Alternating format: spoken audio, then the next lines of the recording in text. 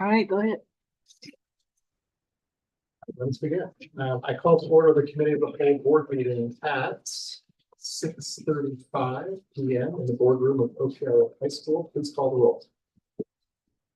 Mr. Brisbane, Here. Dr. Odell, Mr. Arkin, Here. Mr. Gertz, Dr. Livingston. Here. Mr. Brandhorst. Here. Ms. Williams-Lee. Here. I move to enter closed session for the purpose of discussing the employment, compensation, discipline, performance, or dismissal of specific employees of the district or legal counsel to the district and independent contractors and specific volunteers, including hearing testimony on a complaint lodged against an employee or against legal counsel for the district to determine its validity. However, a meeting to consider an increase in compensation to a specific employee of a public body that is subject to the Local Government Wage Increase Transparency Act may not be closed and shall be open to the public and posted and held in accordance with this Act 500 CS 120. Collective negotiating matters between the district and its employees or the representatives or representations concerning salary schedules for one or more classes of employees, and litigation when an action against, affecting, or on behalf of a particular public body has been filed and is pending before a court or administrative review, or when a public body finds that an action is probable or imminent, in which case the basis for the findings shall be reported and entered into the minutes of the closed meeting. Do I have a second? Second. Please call the roll. Mr. Arkin, Yes. Mr. Brisbane, Yes. Mr. Brandhorst, Yes. Dr. Livingston, Yes. Ms. Williams-Lee. Yes.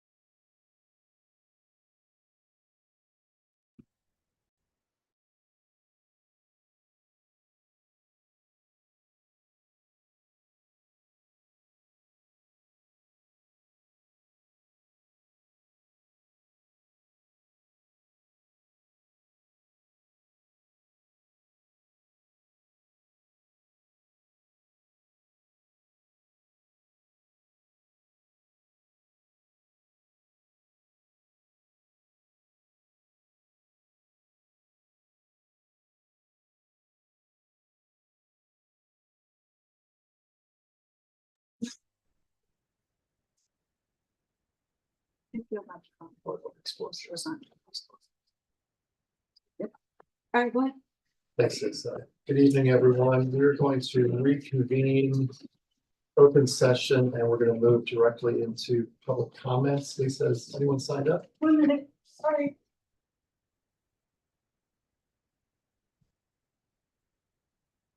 We have none, and I have one to be read into the minutes that I sent you guys earlier today. Okay, thank you. So from there, we'll go to item 4, approval of minutes. I move to approve the April 16th, 2026 Committee of the Whole minutes as presented. Are there any corrections or adjustments that need to be made? Seeing none. Can I hear a second? Second. All those in favor say aye. Aye. Any opposed? The minutes are approved. And we'll move into item 5, instruction. Dr. Hester. And instructional resources, early childhood education.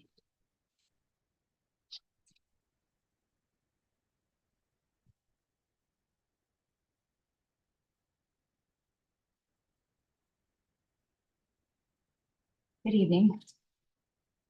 I am just bringing one more instructional resource forward. This instructional resource is for early childhood education. And we have a late request from Triton College to adopt a new text for our early childhood education class. And the resource is developing person through the lifespan.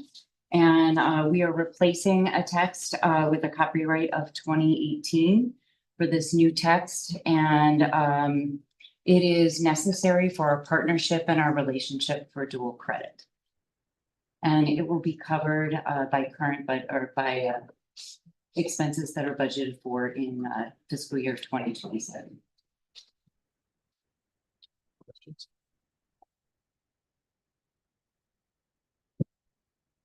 What I'm just looking at this this sheet, and it says where it says needed licenses, and it says 24 students, 1 teacher.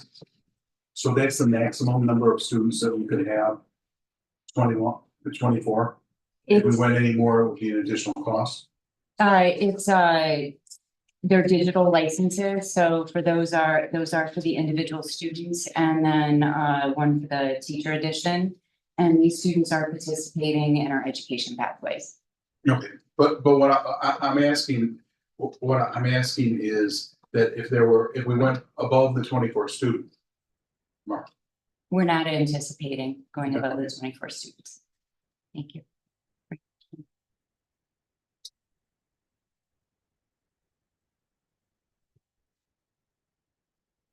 Other questions?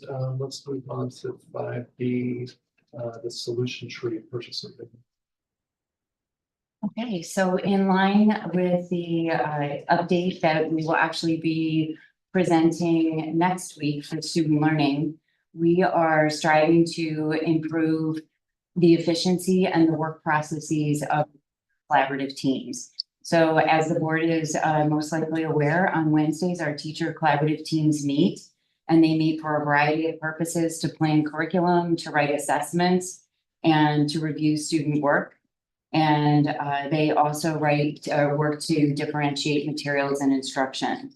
We would like to sign an agreement with Solution Tree, who have been working for decades now to help collaborative teams implement what we would really consider to be results-driven practices. So with Solution Tree, it's in alignment with the work that we'd like to do curricularly and instructionally. And they would work with us next year. So with instructional leaders to help us all learn the PLCs at work process.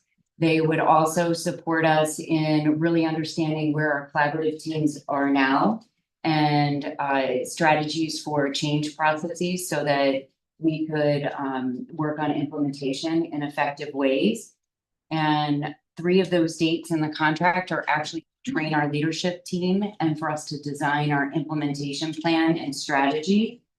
And then the June 15th and 16th dates are actually to train our teacher leaders. So right now we currently have leaders of our collaborative teams And in the future, we would continue to do that, but the whole idea is to train everybody deeply to have an understanding of that common practice so that we can then implement with strength and with support in the 27-28 school year. The contract is for $40,000. And because this work is in alignment with improving instructional practices for all students and specifically for students at risk, we are able to budget that out of 2027 Title I grant funds. I've also worked with Brian Imhoff that we also have funds earmarked in the budget planning for 2027 in the student learning budget as well. Should we have other plans for Title I funds.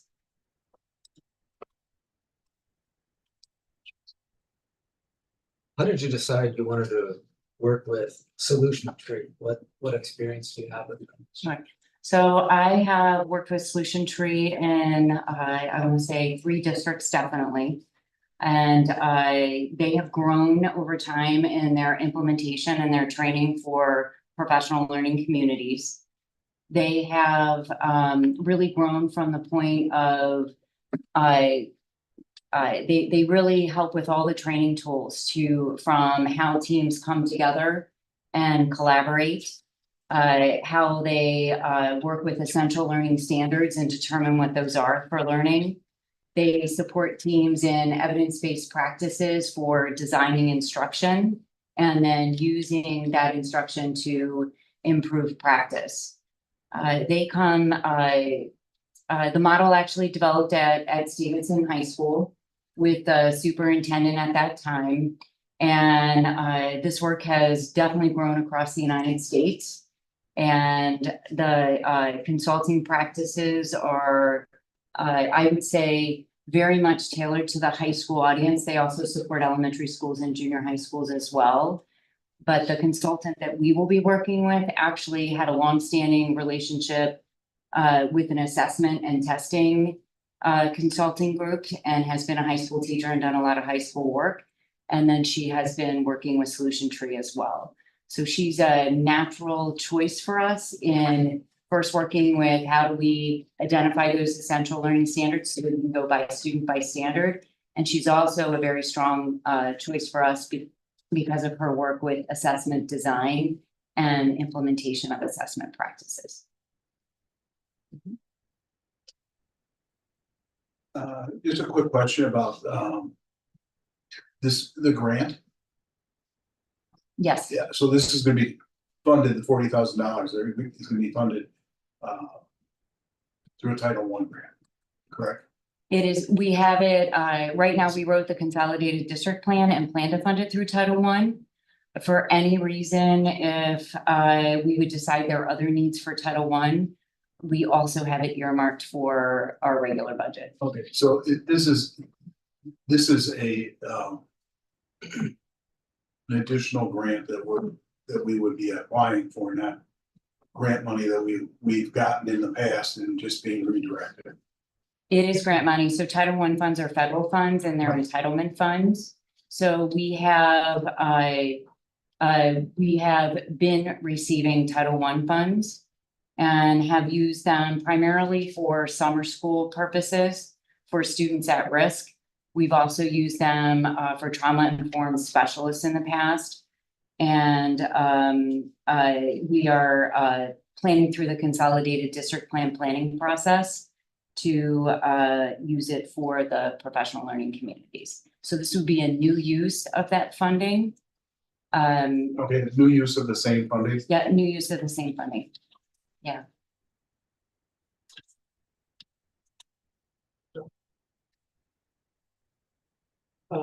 So you referenced the Wednesday morning Mhm. collaboration meetings that have already been. Do those follow, was there some previous iteration of a vendor that we used that created principles and questions that everybody followed, so there's some commonality? Or is this a completely new thing? If there was a vendor used, it was used many, many years ago.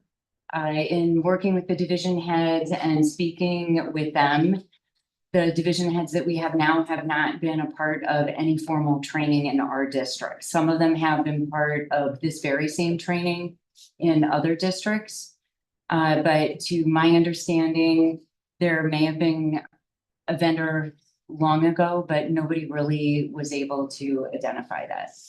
So we have the meetings going on, but by using this vendor, we're gonna bring some structure and some rigor to those collaboration efforts. Yes, and that's exactly the idea.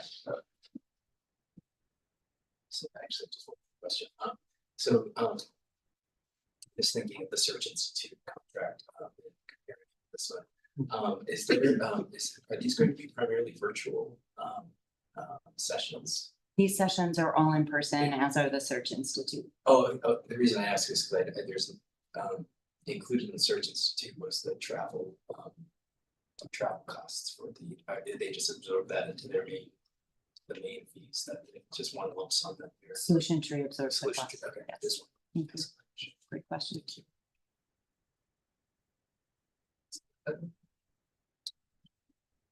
That's gonna be brought to its next week. Yeah, that's right. So let's move on to item 5C, the IGA.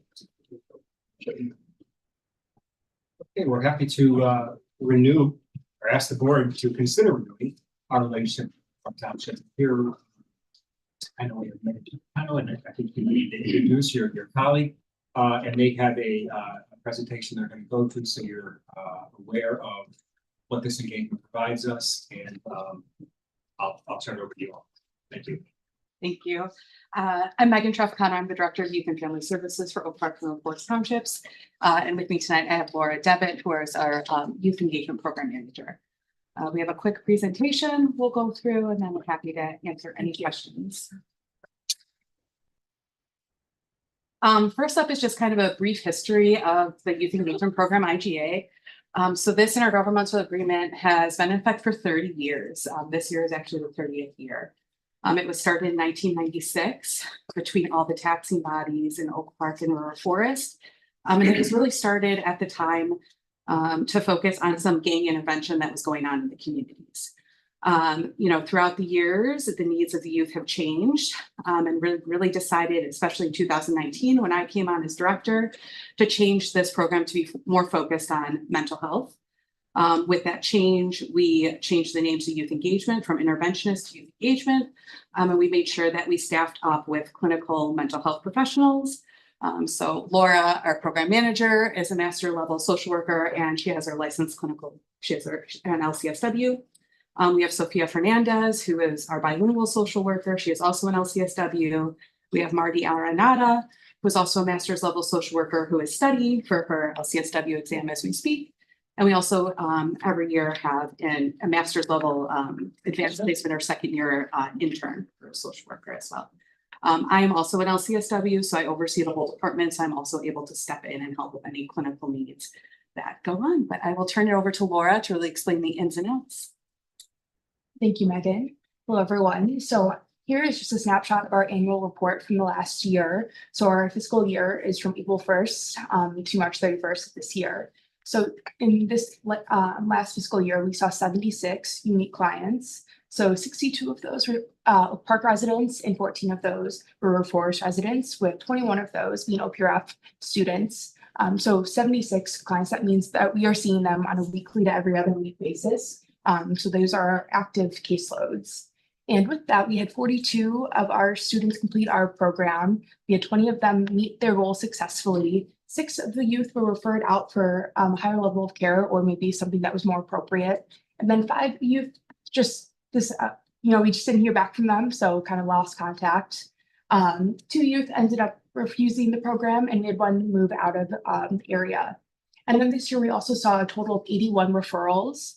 37 of those were for youth experiencing anxiety and depression symptoms, 13 for crisis and trauma, 25 for behavioral issues, and then 5 for mentoring. And then in total, we had 980 youth sessions this year. And this is our current caseload as of today. We have currently 41 students on our caseload, 12 of those being OPRF students, 2 of those being freshmen, 4 sophomores, 3 juniors, and 4 seniors that will be wrapping up our program. And we also have 2 incoming 8th graders that are going to be transferring next year and starting their high school career. And we currently have 2 pending referrals. So that is another potential OPRF students coming in. And then we have our current OPRF caseload. We see 9 students after school at our offices, and we have adjusted our hours to accommodate for a lot of our high school students. So those that are busy during the school day, they can come to our offices. And we see on Mondays and Wednesdays, we have 6 o'clock appointments so that if they have after school activities, they can always come after their clubs or extracurriculars. And that was specifically requested by OPRF staff 2 years ago. So we made that switch like at the request of the staff here. And then for our students that are seen during the school day, 2 of them, we meet them in kind of the second floor balcony area above the student center. And then one of our students we see in the school psychologist's office. So in addition to our weekly caseload, we participate with OPRF with our Wellness Fun Fridays, which is part of the Wellness Weeks each month. And we always have a blast getting to know the kids and planning different activities. So that's been a really great opportunity for these last few years.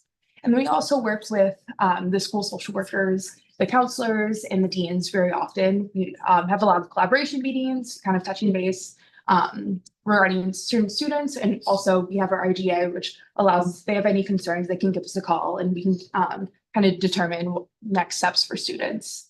And then we also, like we were talking about earlier, we have expanded our hours to include some after 2 days a week to 6 p.m. to allow for more flexibility with our high school students. And then we also have a collaboration with the Park District of River Forest and then the Libraries of Oak Park and River Forest.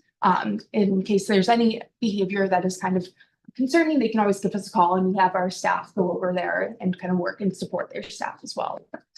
And with that collaboration, we've been able to actually, the Park District or the libraries, if they can identify the students, we can kind of take over from there. So we can collaborate with OPRF staff to get the parents' contact information and call the parents and kind of let the parents know about the concerning behavior. As you know, master's level social workers, we know how to have those conversations and not leave it kind of up to just like the program staff that might be like experiencing it.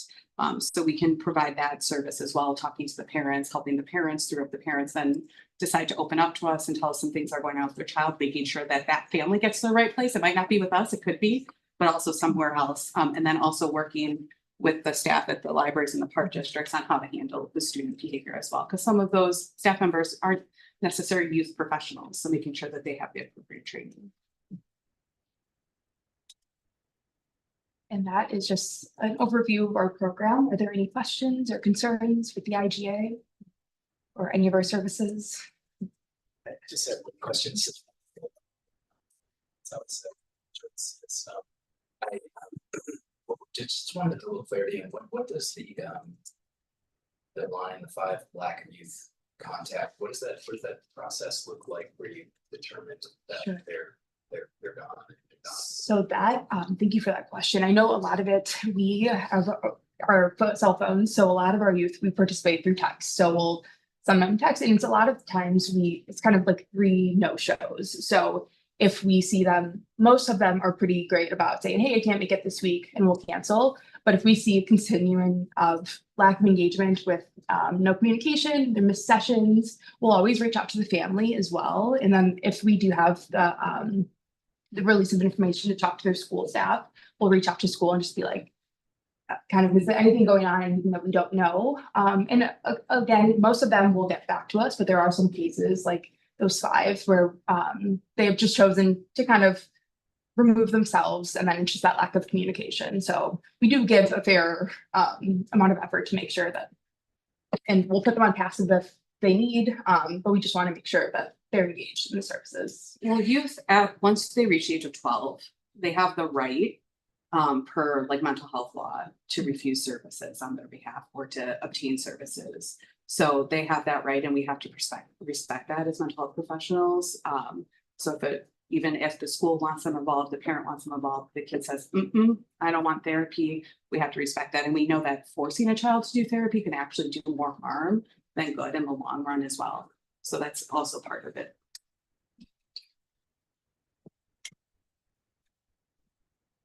I was just curious, I saw like you mentioned the fun wellness like Fridays. I was just curious, like, is that for like the whole student body or, yeah, is that the ones that are down in like the by the SAC? Yes, I believe it's the first Friday of every month in like the lunch period. So I know that there's a bunch of different tables and different activities. And then you get the little passport and get to know each different table and booth. So it's been a lot of fun. That's super fun. And also I was just curious, do you guys also like have part in planning like the larger wellness, the ones that take place like on every Tuesday in the mornings? Is that something? We do not, but they share the curriculum, so we get that information. So that's how we kind of prepare for Friday. Okay, Sure. thank you. Thank you.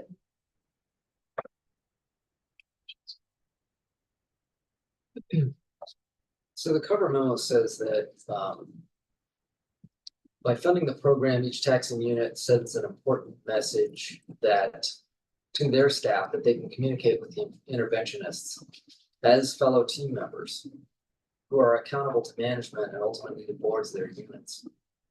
Does that mean the IGA provides the legal cover for the sharing of case details of individual students? Yeah, so what the IGA covers, it covers the referral. So a school social worker or a staff member can fill out a referral form. So a referral form it covers sharing the student's name, their parents' name, the contact information, and any presenting issues that the school wants to disclose. It doesn't have to be everything. It doesn't have to be in detail. It can simply be a check mark box of students experiencing anxiety and depression. And then what it also covers is us talking back to the referral source and letting them know we made contact. We're going to start seeing the student. We made contact. We're going to refer out to this agency instead. And then once a student is on our caseload, we sign a separate release of information that their parents and the students have to sign in order for it to be valid, that we share with the school. So then the information can be shared back and forth between the school social worker or whatever that appropriate party is. So that initial referral by, let's say, an OPRF counselor, you're saying that the legal air cover exists, so to speak, if that counselor shares discipline history or grades Yes. or a 504. Yes. Yes. And how would you describe, Greg, the gap that this program fulfills in our student supports? That's a good question. So for a more detailed answer than I can, it would be helpful to have Ms. Parker here, and talk about that. And she will be our next board meeting in a week. She could go into that, but for now, I will say that just anecdotally, our counselors, social workers, they rely on this partnership in some pretty consistent ways. When there are services that for whatever reason they realize that they are not able to meet with the school, or they realize that there is a reason for the student to have connection with somebody outside the school, they talk about it pretty very favorably. But to quantify that in the way kind of first phrase that question, I don't have a number, top of that to say that, it's filling this specific gap across the PSS team delivery. So we have social workers. Correct. So, but if a student is engaging with this, there's some reason or additional capacity or different type of service than our people can provide. Yeah, that's exactly right. I don't know if you guys can add to that, and I'm actually tempted, although you could defer this, Andrea.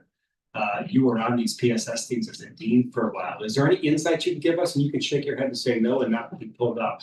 Yes. Would you? That would be lovely. Thank you so much. I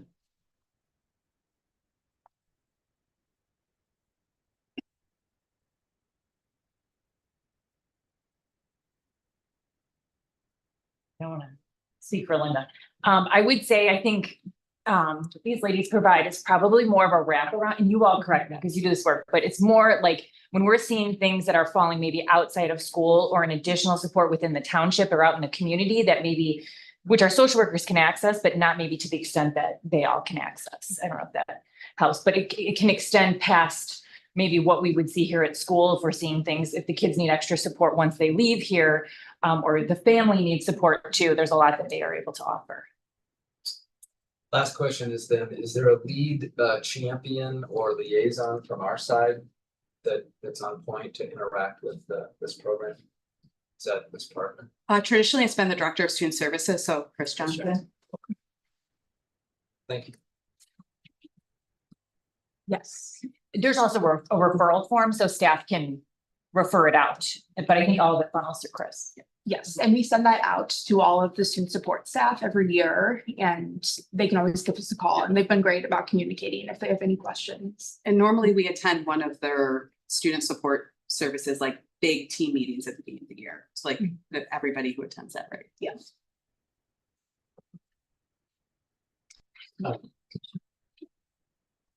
Just noticed on the last page of the contract, it specifies all the taxing bodies and the amount that they contribute.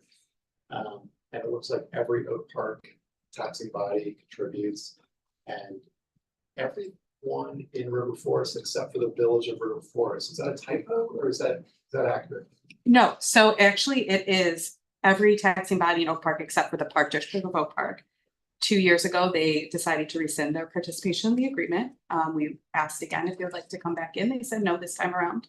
Every taxing body in River Forest does participate. However, we're still waiting back for village officials of River Forest to work out a number.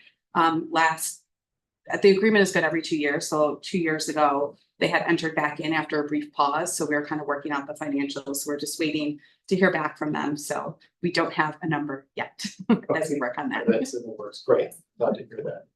Well, Megan and Laura, I really appreciate all of your hard work and your important work. And I know the high school really appreciates this partnership with the township. The two of you. So thank you. Thank you. Thank you. And we're both proud graduates of OPRS. So we love coming back and working here and with the kids as well. Thank you. Thank you. So let's move into item 6, finance. Mr. Arbogast is going to be with us for a while tonight. First, let's talk about the approval of the frontline comparative analytics.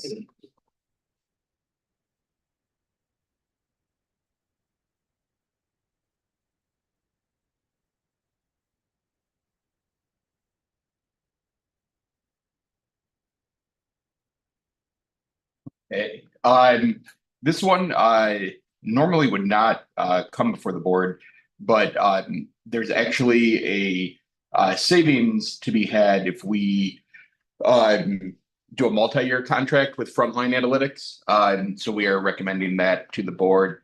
We utilize Forecast 5 a great deal through Frontline.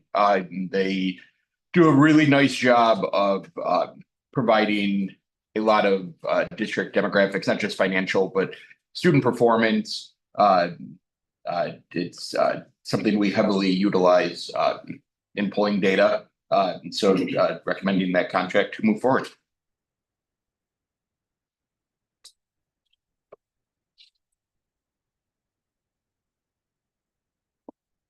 Seeing any questions on that, Tony? Let's talk about 6B fund transfers.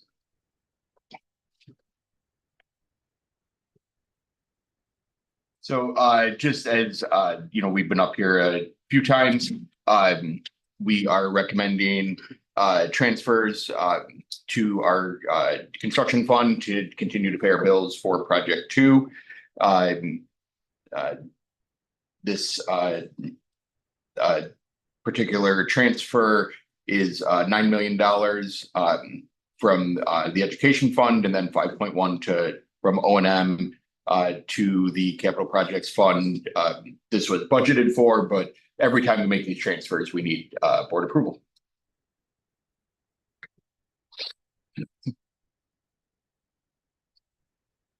Tony, would it be accurate to say that this is not actually new or unplanned money going into capital needs, but rather this was budgeted and actually even articulated that this flow would have to occur back in spring of 2023 when the initial funding plan for Project 2 was designed? Yes, and I'm sure it not just to answer that question, but to go a little bit further, I'm sure there, you may wonder, why do we not just do an authorization for one big transfer and be done with it? We have our draw schedule, what we anticipate our monthly bills to be, but our actual bill payments for project 2 are done on a based on the work that's actually performed. So if there's a weather delay or if we resequence certain events, that can change not the total amount, but just the timing of the payment. And by moving the money ahead of time into in one lump sum into capital projects, what we'd be doing is restricting our dollars. If we needed them for something else, if an emergency was to arise. Yes, we're just following the plan that was laid out in the funding plan. And we're just at the period of time now where we are, through the debt certificates and on to using the fund balance portion.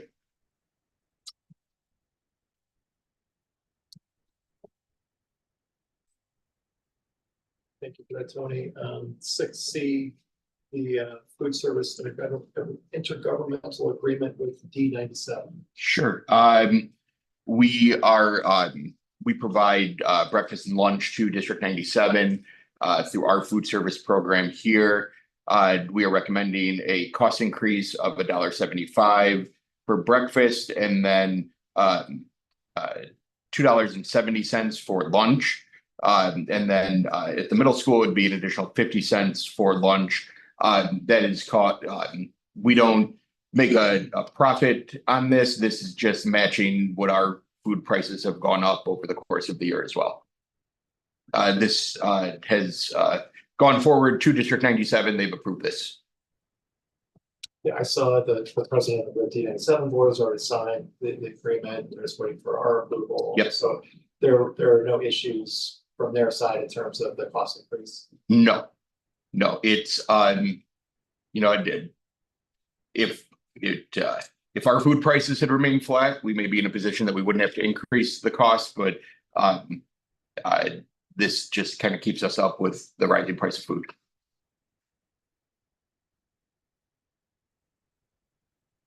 Okay, so questions. Let's move on to 6D, the first student contract extension. Sure. We are bringing forward our first student contract extension for the upcoming year for transportation, charter, and maintenance services. We've actually come in pretty significantly under our projection for the year. We were projecting a 6% increase.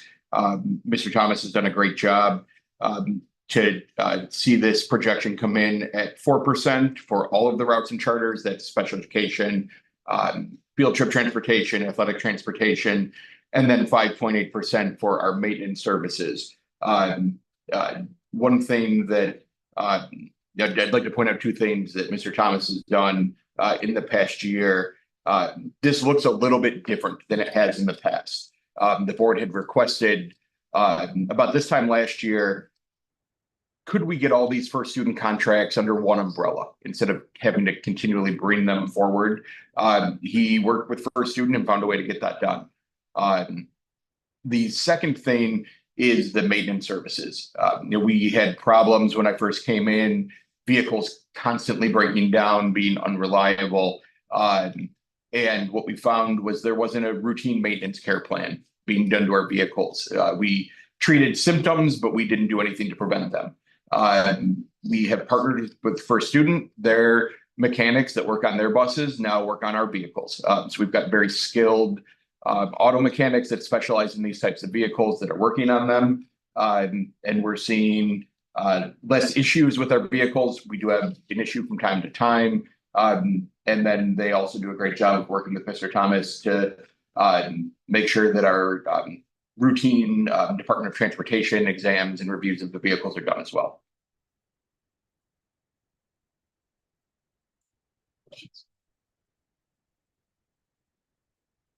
No, I don't have a question. I just have a statement. I wanted to thank you, Mr. Thomas, for your work, because I know that the neglect that our vehicles have had over the years And I'm glad to see them put on a maintenance program. Very happy to see that. To have them on a regular maintenance program, which means then they'll be on a regular replacement program, and we'll be doing things regularly. Thank you. Can you just give us a refresher? How big is the district owned fleet? I know we just acquired one, but I'm just curious, quick rundown of how many vehicles that. Yeah, currently, so for people transportation purposes, we have 7 buses and two vans. In acquiring the new bus, it was actually a replacement, so ultimately we traded in one for the.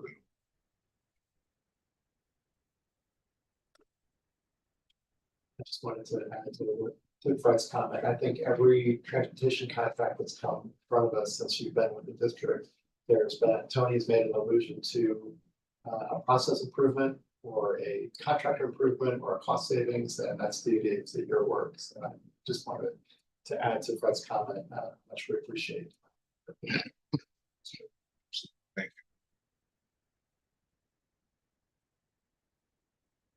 you. Item 6E, the Always Medical Carriers contract extension.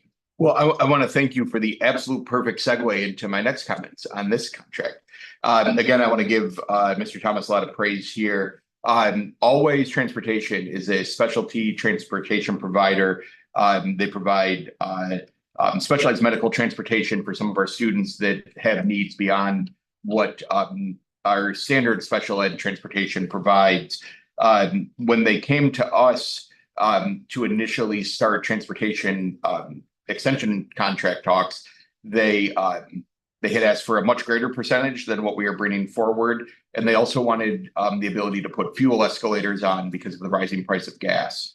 Mr. Thomas did a great job of talking to them about our limitations as a district and how we feel that same pain, but that we just were not in a position to provide extra money because the price of fuel has risen. And they understood and agreed to a 2.7% increase.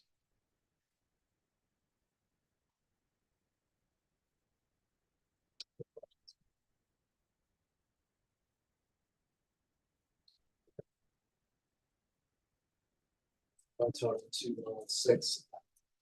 Securitas technology contract. Sure. This is a contract that recently went to RFP for the district. Because of the sensitive nature of our district security plan, I can't get into the finite details necessarily of what Securitas will provide for us. But what I can tell you about is the contract itself with Securitas. They're one of the largest security providers in the nation. It's going to be a more enhanced, robust service that we are provided on a year-to-year basis, where they came in for their RFP quote.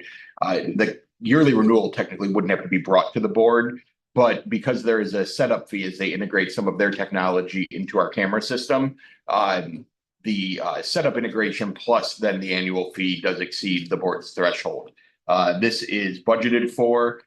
We actually believe ultimately this will lead to some cost savings for the district and make our building more secure and also provide some additional safety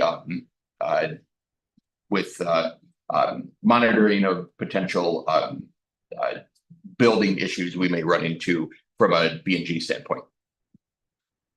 Thank you. Item 6G, our summer 2027 project authorization. Sure.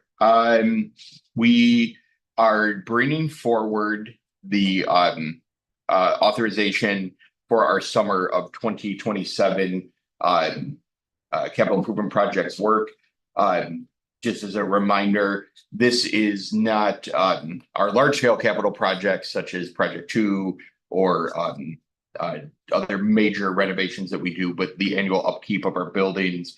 The full 10-year CIP update and plan was brought to the board at our last meeting, and as standard practice, the next meeting then we will bring forward the authorization to complete work for summer of 27. the all-in cost, and this, when we say all-in, we mean the cost of the construction, our architect fees, soft costs, comes in at just under 5.6 million. This we'll see work done that really impacts all of our lenses, sustainability, logistical opportunity, accessibility, will be addressed in this work.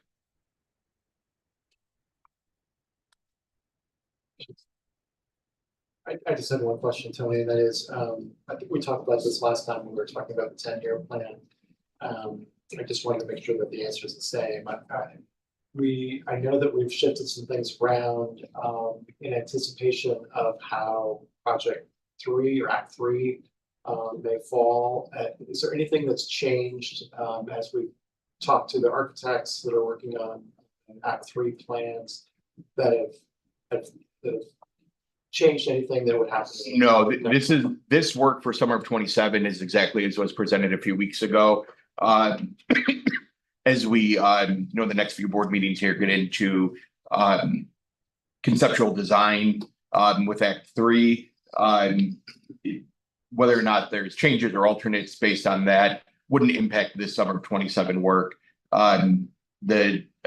Really the best way to think about it is this work would be completed before if Act 3 was to move forward, before we'd even break ground on it. Let's move on then to 6H, approval for the SIS migration and consultation. Sure. I actually am going to talk about the next two items together because they go hand in hand. We are in a period of time where our current student information system that we use, so this is a Skyward system that staff uses, students use, families in the community use. It is become outdated and they are no longer going to service it within the next couple of years. So instead of just moving to Skyward's newest product, we went through a very extensive RFP process. The building collectively has seen tens of hours of demonstrations on different products. We received multiple proposals in this RFP that were hundreds of pages long to make sure that they can provide the services that we need. As a group, we really broke this process down into kind of two different categories when you think about it.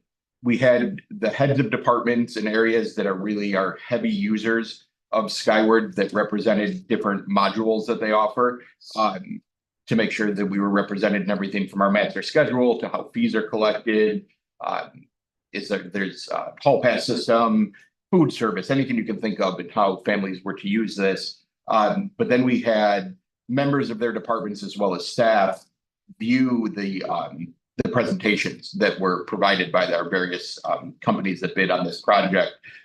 As a group, unanimously, they have recommended that we move forward with Infinite Campus as our new provider. Much more intuitive system. Not to say that there was anything wrong with the new Skyward platform. Both systems were very impressive, but Infinite Campus, one area that they really shined on was customer service. And when you go through this large of a project, I made a joke when we started to this to Dr. Johnson that this is the equivalency of Project 2 to our technology world. It is a massive undertaking to take this much data and move it to a new system, whether that's Skyward to Skyward or Skyward to Infinite Campus.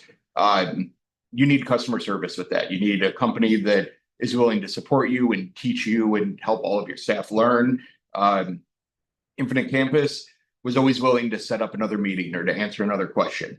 We think this will be a great move going forward.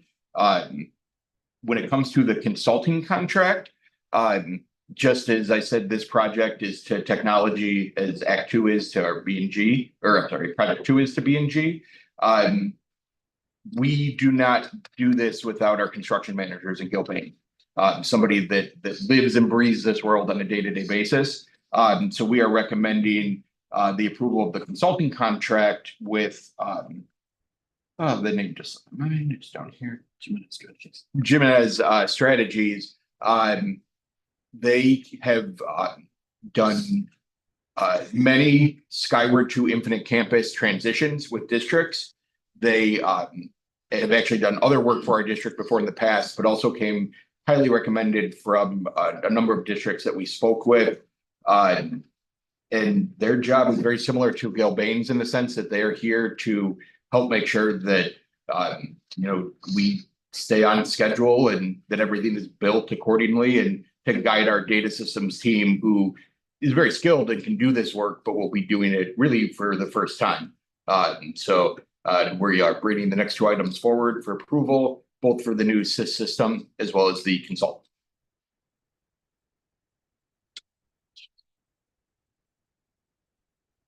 Yeah, I have a couple of questions.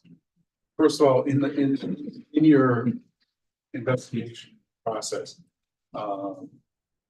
did you look at or talk to current users of the system? Yes, yes, that that was part of the RFP requirement is the companies that provide the student information systems had to list all of their references, and then beyond references, they had to list Illinois school districts that have recently made the transition. And that was not on preference, but they just had to list all of them so we could get the good and the bad in the conversations. Infinite Campus has a number of really strong references. And on top of that, multiple members of our district administration team have worked previously in a district that uses Infinite Campus, which provided validity to what we were hearing and seeing. So that's good. I'm glad to hear that. I have a question about the timeline, because I noticed that the payment of the consulting, the Jimenez Strategies payment is 50% in this fiscal year and 50% the next fiscal year. So I'm assuming you'll be starting sometime after finals and having it, assuming that it will be up and running for the fall. I mean, is that how? No, what's your timeline? It is. It's interesting. What a lot of the companies will tell you is, you want about 8 months to build this system out. So we would see this product launched in the fall of 2027. They tell you 8 months. The consultant said, you really want, closer to 10, 11. We built ourselves 13 to make sure that we provided ample amount of training. And then there's a process called sandboxing, where you get a dummy system essentially that operates just like yours, but if you make a mistake, you don't break your new system. And we'll have plenty of time to go in there and try things out and make sure that when we do launch for fall of 27, that it's a smooth transition and one that optimizes the benefits of the new system as well. I think Eric would not be sitting here and he would have quit if I said he had to have it up in the fall. Well, just the business that I'm in, I've been through a couple of these kinds of migrations, and some have been smooth, some have been really rough. Yes. So Jimenez Systems is described in your memo as a valued partner who deeply understands our systems, data workflows, and processes. Do we have an existing or past relationship with Jimenez? Yes, we've been using them for over 4 years. They know our systems, our people. We've been using them. We've been using them for all sorts of stuff and data systems. All right, thank you. Do you anticipate including families in testing or patient at some point? That's a really good question. It's not one I can say that I have an answer for today. right now, we're at the step in the process where upon approval, we'll start pulling old data out into the new system. But if we receive the approval at our next board meeting to move forward with this contract, there'll be a kickoff meeting very similar to construction with us, and then Infinite Campus and our consultant to help with the migration. We'll be able to identify answers to that moving forward in terms of kind of best practices for testing. And I'm not sure if we'll be able to give families access to our sandbox, or when we roll things out like a new student fee module, we'll do it. I'm sure as a kind of a soft rollout and phase in, over a couple of weeks, as opposed to everybody at once, and try to limit the pain points as much as we can. And I know you'll do that with faculty and with Yes. everyone inside the building who's using the Yep. system, but I would really encourage you to include families as well, a small group of power users who can really test and try to break it, and we're gonna use it in ways that people inside the building just aren't going to. We would learn a lot, and those people also will turn into evangelists to other parents for things that you can't do, and ways that you can use it to help your students. No, that's a great point. We've talked internally about making sure that we know that we'll have families that for our seniors will have had 3 years of Skyward now, and then learning a new system in the final year. Making sure that they have ample amounts of training videos and guides on how to access the new system and find what they need for their students, but including them in the training as well. That's something when we do our kickoff meeting, we'll definitely bring up. So are you planning on doing some interactive workshops with families so that you can, instead of just setting online training modules or anything like that, or are you going to actually host sessions where they can ask questions and we can feedback and kind of go through the invitation? Yeah, that's another great idea, and one that we'll see how Infinite Campus can support us in that when we are ready to launch. So Tony, does that cover both H and I? Yes, it does. Okay, then let's move on. Thank you, Aaron. Let's move on to 6J, the electricity reverse auction. Sure. And we normally in this process would see Becky here. She is double booked in board meetings. So Michael is joining us to walk through the presentation that he's provided. Just a little bit on why we're bringing this forward now. We're actually, and this will sound unique, but Becky reached out a few weeks ago and had said, as much as we're seeing like prices of gasoline rise, because it's been a very mild start to the spring going into summer season, that we had a great opportunity to take advantage of where rates are in electricity. And what we've done is they provided some indicative pricing for us to see where the market's currently at. And we utilize a system really known as a reverse auction system, where a price would be set and companies bid against each other into the lowest available price. So Michael, I will turn it over to you to Yeah, I appreciate it. Do you have the slides, or should I share my screen? Or I have the ability to share? Why don't I try and share? That come through? Are you guys going for presentation here? Is he pulling up or am I pulling? Yeah, let me try and share. Okay. Oh, looks like he's doing. How about that? That come through for everybody? Michael, just 1 second. We are not hearing you right now. Okay. So I don't know if you've started to talk, but just 1 second while we adjust our volume. All right.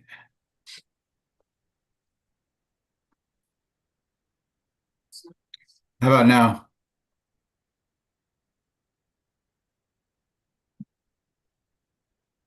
Yeah, we're in minutes. Okay, Michael, are you? Yeah. Oh, Yeah. okay. Now. Gotcha. Great. No, I appreciate the opportunity to talk to everybody. Again, Becky would be the normal person speaking with you, but she's double booked, unfortunately, tonight. My name is Michael DiCalio. I'm the president of Nania Energy. And just to give some context here, we're a third-party provider. So we sit on your side of the table. We work with 60 local school districts to help them procure and make good energy decisions. Again, currently we serve over 60 local school districts in Illinois. And for those of you that don't know, in Illinois, you're allowed to choose the supplier, the company that provides the supply piece of both your gas or your power bill. Right now, we're going to talk about electricity, but the business office likes this because it allows us to go negotiate a fixed rate that provides budget certainty to our utility spend and eliminates surprises. So again, right now we're here to talk about electricity. So as everybody's seen in the news, electricity prices are soaring. That's primarily driven by demand increase. It's basically comes down to Econ 101. When demand increases and supply doesn't keep pace, you see higher prices. And right now, like I said, anybody that's seen the news, they've seen it's data center construction. These data centers are huge consumers of electricity. And this demand from these data centers is really outpacing our ability to make electricity. Again, as you can see from the slide, we're projected to increase demand of electricity nationwide by 25% by 2030 and almost 80% by 2050. And again, Econ 101, when we're not making enough supply, that's where we see prices go up. Now, there's two things to know about electricity. One is that electricity is a traded commodity.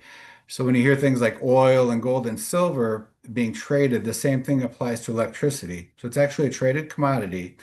The unique thing about electricity, though, is different than these commodities where they're soluble. If you have a gold bar, electricity, we need to make it and use it at the same time. We don't have meaningful storage technology yet. So when we don't have enough electricity at these peak times, electricity can be especially expensive. So this is really a unique thing to electricity. Just to drive home this point, this is a map here from NERC. NERC is the North American Electricity Reliability Corporation. They're a third party and they make assessments on the US grid. And they've highlighted here in red these problem areas that they see particularly troublesome for not having enough supply to meet coming demand. And they've really highlighted the years 2028 to 2030 as really some problematic years coming. So just so everybody knows that the electricity, we're starting to see the increase now. We've probably only seen the tip of the iceberg as far as where prices are going to go. Another aspect of electricity is called capacity. It's an industry term, but when you hear capacity, just know it's reliability. It's a reliability charge. It's a charge to make sure that we have enough power to meet demand at these peak times. And as I just highlighted, we're way short in meeting these peak demand times, and it's likely to get a lot worse. And we're seeing these capacity costs go up. Last June of 2025, we saw a tenfold increase in these capacity costs. And that means about a 2-cent rate increase to our power bill. So this is another aspect of electricity that is going up. So our current status here, the district isn't a fixed contract. It ends in December of this year. So what we're talking about today is not change anything on the current agreement. This is just the next term that would start in December. Although we did want to highlight, again, due to Project 2, we are seeing some of these demand figures by the district go up. Again, due to this higher cost, this higher usage of electricity because of the geothermal project. But our current contract is for an energy-only rate and allows 100% of our power as green power. They're called RECs. It's renewable energy certificates. And we're in a current fixed rate for that supply piece of 6.848 cents per kilowatt hour. So now we're going to highlight the reverse auction. What the reverse auction is, it works like eBay in reverse, but where eBay is there to drive up the cost of something, reverse auction actually drives down the cost. So it's a timed procurement event where suppliers log in, they can't see each other. We can see them, we'll sit with you and watch the auction. They can only see the rate to beat. So during the timed auction, they can insert multiple bids to try and earn your business. And each one of these bids represents a drop in cost to the district. The snapshot here is actually the auction that we did back in 2022 for the district. And at the time, this was the war between Russia and Ukraine. Power prices were higher, and the district did elect to go with a 48-month agreement, which is the lowest possible rate provided by the auction. So we've actually monetized the auction. It returns rates that are about 7.2% below kind of a closed RFP where you open the piece of paper. Again, because of that transparency that the auction brings and the competition.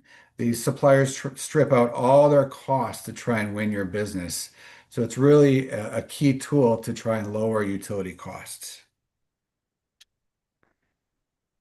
So we did get indicative pricing. So the unique thing about the auction and about the electricity market, it changes hourly.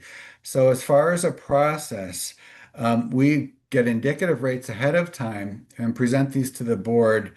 We put a 10% premium to account for any price movement, and we submit these indicative numbers from a pre-approval process. That allows the district administration the ability to act if the auction returns rates that are below the pre-approved indicative pricing. So what we've done here is we provided 3 options in multiple terms. The options are, a 0% green, so just a standard electricity supply agreement. And then 2 options beyond that. One to lock our rate with 50% green included, and then a third option to lock 100% green like we currently have in place. So again, this is a pre-approval process. This allows us to go to auction and then return rates that are hopefully below the indicative pricing. The other thing I want to highlight too, we are showing about a 20% savings versus our current fixed agreement. Again, we think back to 2022 with the war in Ukraine put a heavy premium on pricing. So even in the face of some of these higher costs that are coming, we're still showing a decrease on the supply piece of your bill with this next supply term. So again, just to highlight, we talked about a little bit of the market dynamics. We saw just the ComEd's rate, it increased 85% between April and May of this year. So we are starting to see this increase coming. Furthermore, we are predicted to have a hot summer. So there's some worry that this hot summer will increase demand for electricity even further and push rates up. So that was our reason for reaching out, is we're in a real nice lull period where rates are low, and we recommend that it is a time to act now. So appreciate your time and look forward to any questions.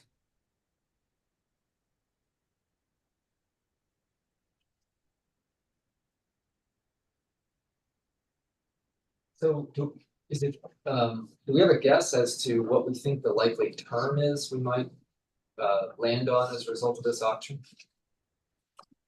Yeah, the auction will include multiple terms. It'll be up to the district administration to decide what's the best course of action.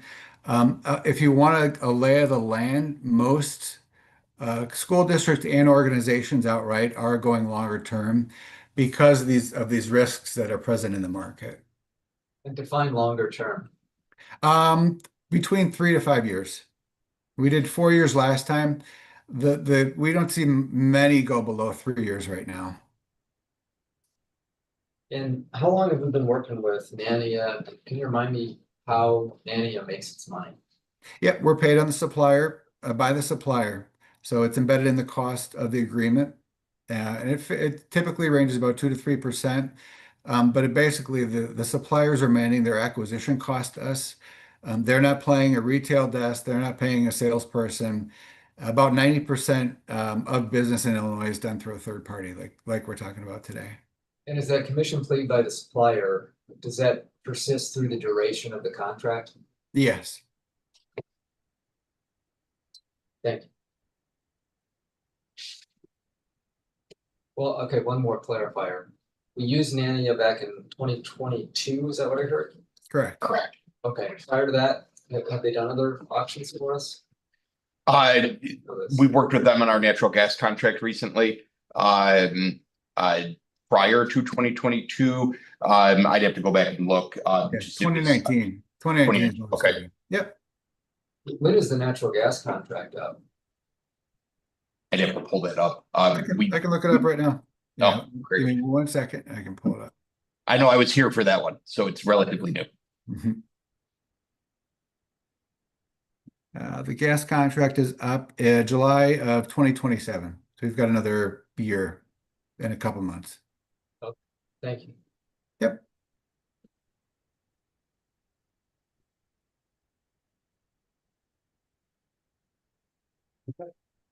Thank you. Thank you, Michael. Appreciate your time tonight. Yeah, thank you. That's it, Rob. Thanks, Thomas.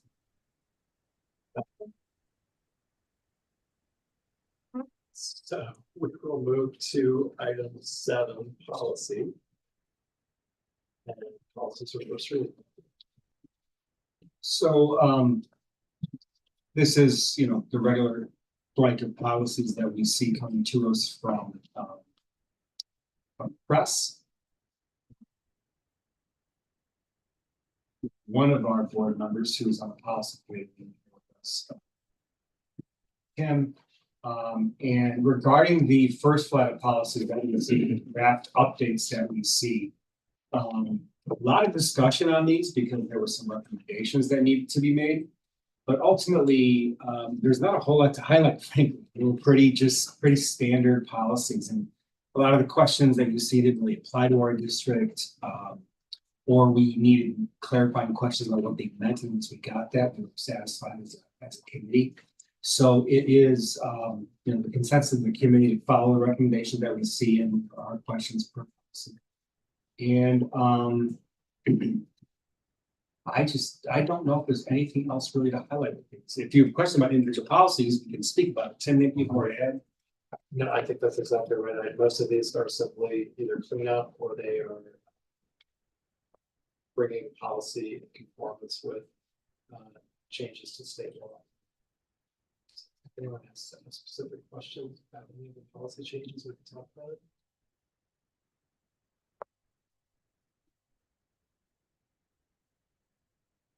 And we will be voting on this in a week, so if in your review over the next week, you do have questions, we can talk about that, please vote from now, or yes, to talk about it in that intermeeting meeting.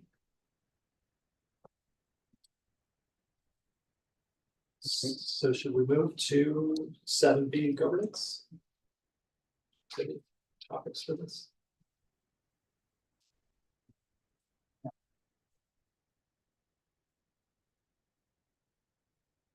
And item 8, future agenda items.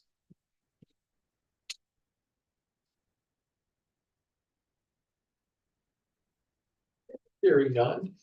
We're, Lisa, help me get this right. We're not going to adjourn. We were in recess. We're going to recess and we're going to move Open back into session. closed session. Mhm. Correct. So I move to go into recess. Do we have a second? Second. And all in favor say aye. Aye. Any opposed? We are now in recess.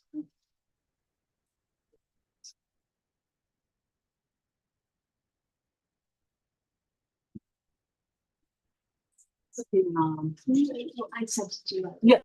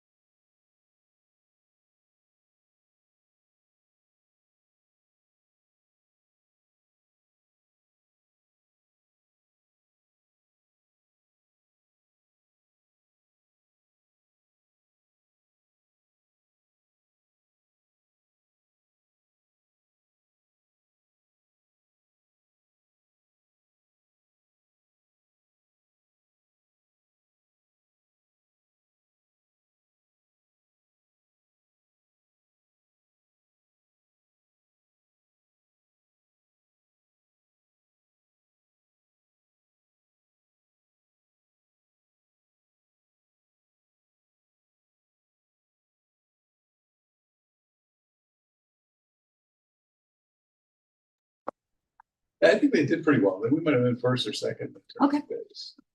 So I move to adjourn the committee of the whole meeting at 9:29 PM. Do I have a second? Second. All in favor, say aye. Aye. The meeting is adjourned. And we will move into our special meeting. I call to order the special board meeting at 9:30. In the boardroom of OPRF High School, please call the roll. Mr. Brandhorst, Here. Dr. Livingston. Here. Mr. Brisbane, Here. Mr. Arkin, Here. Ms. Williams-Lee. Here. Any public comments? None. And action items. First, I move to approve, we do them all. I move to approve the following action items. Approval of the personnel recommendations, including new hires, assignment changes, transfers, summer school hires, resignations, and retirements. Do I have a second? Second. Any discussion? Please call the roll. Dr. Livingston, Yes. Mr. Brisbane, Yes. Mr. Arkin, Yes. Mr. Brandhorst. Yes. Ms. Williams-Lee. Yes. Next, approval of the individual employment agreements for administrators and non-licensed directors for the 2026-27 school year. Do I have a second? Second. Please call the roll. Mr. Arkin, Yes. Dr. Livingston, Yes. Dr. Odell, Mr. Brandhorst, Yes. Mr. Brisbane, Yes. Ms. Williams-Lee. Yes. Next, approval of the memorandum of understanding with the faculty senate regarding the music department stipends effective immediately. Do I have a second? Second. Please call the roll. Dr. Livingston, Yes. Mr. Brisbane, Yes. Mr. Brandhorst. Yes. Mr. Arkin, Yes. Ms. Williams-Lee. Yes. And I now move to adjourn the special meeting at 9:31. Do I have a second? Second. All those in favor say aye. Aye. Aye. Are any opposed? The meeting is adjourned.